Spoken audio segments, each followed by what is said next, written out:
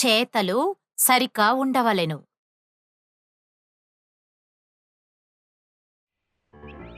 రామ్ ఎంతో కంగారు పడుతూ ఉన్నాడు.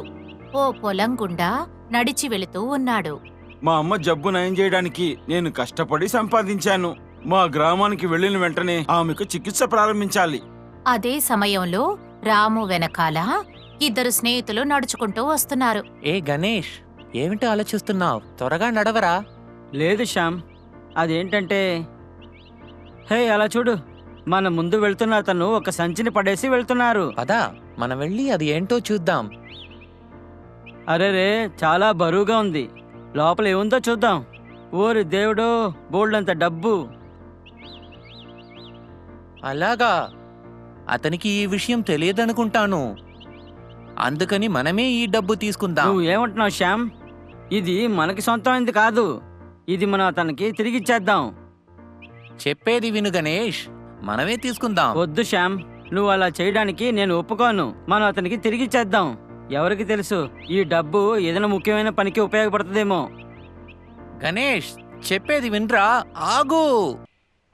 గణేష్ వేగంగా వెళ్లి అతన్ని పిలిచాడు. అయ్యా, ఈ సంచి మీదనుకుంటాను. అవును, అది నాదే. అది మీ చేతికి. దీన్ని నేను ఎక్కడ పడేసుకున్నాను? మీకు చాలా ధన్యవాదాలు. ఏం పర్వాలేదు, ఇదిగో తీసుకోండి. మీరు ఎంత పెద్ద సహాయం చేశారో మీకు తెలుసా? ఈ డబ్బు మా అమ్మ ప్రాణాలనే కాపాడుతుంది. ఈ డబ్బుని నేను చాలా కష్టపడి సంపాదించాను. ఇది మాత్రం పోతే మా అమ్మ ప్రాణాలకే ప్రమాదం అయి ఉండేది. మీకెలా కృతజ్ఞతలు చెప్పాలో అర్థం కావట్లేదు. మీరు బయలుదేరండి అయ్యా. మీ అమ్మగారు త్వరగా కోలుకోవాలని నేను ఆశిస్తున్నాను. నేను వెళ్ళొస్తాను మిత్రులారా. రా శ్యామ్, మనం వెళ్దాం.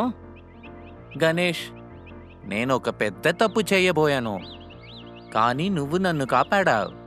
సరైన పని చేస్తే ఫలితం సంతోషం అని తెలుసుకున్నాను.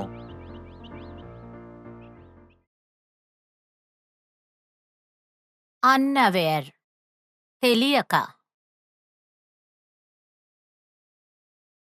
మిస్ వదిలివేయుట.